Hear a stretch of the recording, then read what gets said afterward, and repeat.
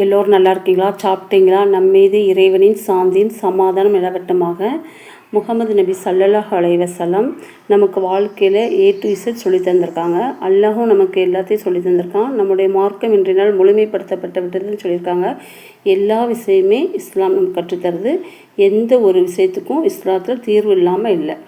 அதுதான் முகமது நபி ஸல்லல்லாஹு அலைஹி வஸல்லம் சொல்கிறாங்க. ஆண்களை பார்த்து சொல்கிறாங்க, நீங்கள் ஏதாவது ஒரு பெண்ணை பார்த்து ஆசைப்படுவீங்க அப்படின்னா உடனே உங்கள் மனைவிடத்தில் செல்லுங்கள், ஏனெனில் அந்த பெண்ணிடத்தில் உள்ளதான் உங்கள் மனைவிடத்திலும் உள்ளது அப்படின்னு சொல்லி விபச்சாரத்தின் பக்கம் நெருங்காதீங்க, மானக்கேடான விஷயத்து பக்கம் நெருங்காதீங்க அப்படின்னு ஒரு மனிதனை ஒழுங்குபடுத்தி அவங்கள தர்பீத் பண்ணுறாங்க, தூய்மைப்படுத்துதல் அப்படிங்கிற ஒரு விஷயத்தில் முகமது நபி ஸல்லல்லாஹு அலைஹி வஸல்லம் சொல்கிறாங்க.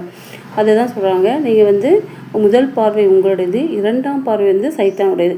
முதல் பார்வை நம்ம யதார்த்தமாக பார்ப்போம், இரண்டாம் பார்வை நம்ம வழி கெடுத்துரும். நம்ம மறுபடியும் பார்க்கல அழகாக இருக்கா, சூப்பர் அப்படின்னு பார்க்கும்போது நம்ம மனசு கெட்டு போயிடும். அதுக்கு நம்ம வழிவிடாமல் நம்ம ஒழுக்கத்தின்பால் எப்படி இருக்கணும் அப்படின்னு சொல்லி நமக்கு சொல்லி தந்திருக்காங்க. அதே மாதிரி அல்லாவும் சொல்கிறான், கற்பை பேணுங்க, பார்வையை தாழ்த்துங்க, கற்பை பேணுங்க அப்படின்னு. அது இஸ்லாத்தில் பெண்ணுக்கும் உண்டு, ஆணுக்கும் உண்டு. இஸ்லாத்தில் ஆணுக்கும் பெண்ணுக்கும் சம உரிமை உண்டு. அது சொல்லுவாங்கள்ல மற்ற மக்கள்லாம், ஆம்பளைனா அப்படி தாண்டி இருப்பான், ஆம்பளைனா தண்ணியை கண்டா மிதிப்பான், சாணியை கண்டா மிதிப்பான், தண்ணியை கண்டா கழுவுவான் அப்படின்னு சொல்லுவாங்கள்ல. அதெல்லாம் இஸ்லாத்தில் கிடையாது. இஸ்லாத்தில் ஆண் தவறு செய்தாலும் தவறு தான், பெண் தவறு செய்தாலும் தவறு தான். இந்த இடத்துல 2 பேருக்குமே சம உரிமைகள் தான். குற்றவியல் என்ன சட்டம்னாலும் ஆணுக்கும் பெண்ணுக்கும் சமமாக தான் இஸ்லாம் வழங்கியிருக்கு.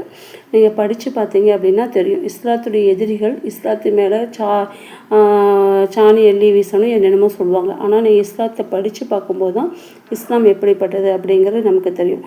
இஸ்லாம் நமக்கு விபச்சாரத்தின் பக்கம் நெருங்கக்கூடாது, தவறான பாதையில் போகக்கூடாது அப்படின்னு தான் நம்ம மனசை ஒருமுகப்படுத்துறதுக்கு முகமது நபி ஸல்லல்லாஹு அலைஹி வஸல்லம் ஒவ்வொரு விஷயத்தையுமே பார்த்து நமக்கு சொல்லித்தராங்க. இன்றைய காலகட்டம் அப்படி தான் இருக்குது.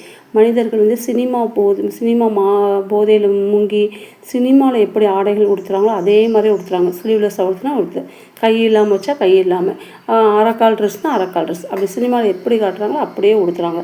இப்போ அது பிற மனிதர்களை ஆசை ஏற்படுத்துறதுக்கு செய்யுது. அதனால் நம்ம ஒழுக்கத்தின்பால் இருக்கணும். விபச்சாரத்தின் பக்கம் தயவுசெய்து நெருங்காதீங்க. அதுக்கு அல்லாஹ் ரசூல் நமக்கு என்ன சட்டம் வகுத்திருக்கானோ அதன்படி வாழ்ந்து இன்ஷா அல்லாஹ் சொர்க்கத்தை அடைவோம்.